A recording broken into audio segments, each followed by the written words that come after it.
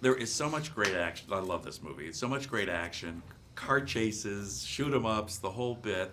I've got to ask you first, if there's one, favorite scene of yours, that's an action scene, and what went into shooting that. Well, the shootout scene at the end was really elaborately choreographed and put together and designed, and I'm really proud of that. In the same way that I'm proud of the car chase, which was again choreographed and storyboarded and put together bit by bit by bit, very piecemeal. And those are the things that are the hardest, and so I tend to take the most pride in that. And you're in a few of these action scenes. Is there one scene for you that just stands out that you loved? Oh, God, I liked all of them. I mean, the first scene where we come into the poker game, that's a oneer that we did. I think we did about 17 or 18 takes of it. It was very, very hard to do. It's not a big room, the camera going around us, and you don't want to be the one that screws up that take. And I was on occasion, but I'm proud of that scene. That's great. Well, Dennis Lehane says that his favorite film, from any of the films that have been made of his books and his works, is in this movie, and it's the car on fire in the water. Oh, wow. And could you talk a little bit about what went into that when you and your team, to create that? Because technically, that was some image that was right out of the book. And Dennis writes so visually, and he writes so graphically that it's like the pictures just sort of tell themselves. And when you had that car sticking up, burning out of the pond, I thought, this is going to be a monumental image, and I just set the guys up to doing it, and we shot it. And it's Dennis's idea. It's his credit. It's worked out beautifully. It really did. You've said that you've been drawn to these sort of classic gangster films and so forth, and what do you think fascinates audiences and continues to all these years for this particular genre? I think there's something about gangster movies that are uniquely American. They're about ambition. They're about, clawing your way to the top and competition. They're about betrayal. They're about grit and hard work and our belief that can get you to where you want to go. But they're also morality tales because, our protagonists don't fit necessarily our moral codes. And so they ask questions about how far would you go? How much would you push? How much do you identify with this guy? Where does he cross the line? They pose a lot of those interesting questions. And of course, Deana's a fascinating character here as well. And I understand you had to go through a little bit of a physical reinvention. Is that the right way to put it? I did, but in the book, he's big, and so next to this guy, he's tall and broad. I think, I thought the only way to be the heavy was to get heavy. I put on 40 pounds, and I had fun doing it.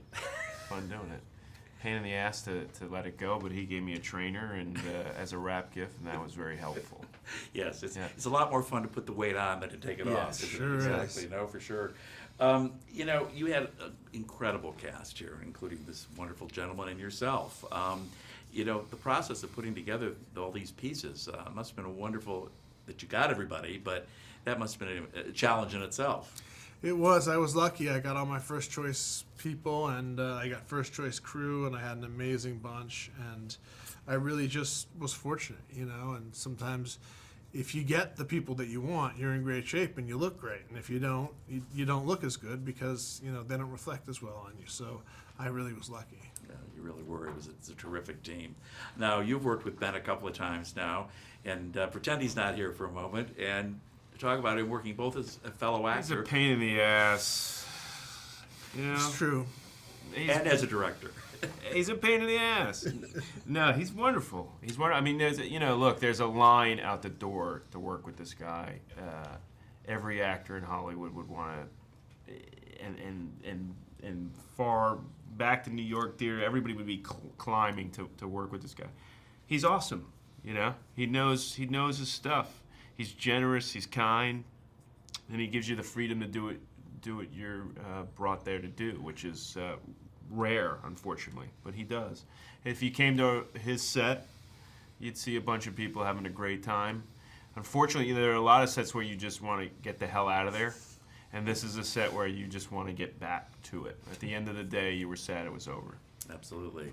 And obviously you and Dennis Lehane have a wonderful relationship and a kind of a connection. Besides Boston, besides all of that, why do you connect so well with his material and him? Dennis just writes great characters. He writes great dialogue, and as I said before, he writes cinematically. I feel like he almost writes thinking about what his books will be like as movies. they're just too cinematic for him not to feel that way. And he's a guy who's worked on movies as well, and he understands films, and he understands great storytelling, and he understands that it's rooted in character, and that's why I love his stuff. I would have liked to have done the book before this one, but it was just The Given Day, but it was just too long and unwieldy. It's probably would make a great, HBO, 4-part series or something like that. But it was really, really, he's a special writer, and he's a guy I really like, and who knows, maybe I'll get lucky and get to do another one by him. I'm sure you will if the pieces all come together.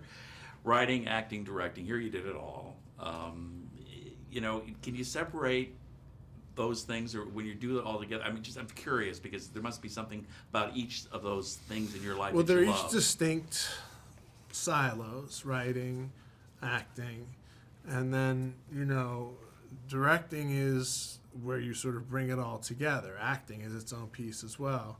And then the union, the Venn diagram, is where all those overlap, and that's directing, and that's where you have to.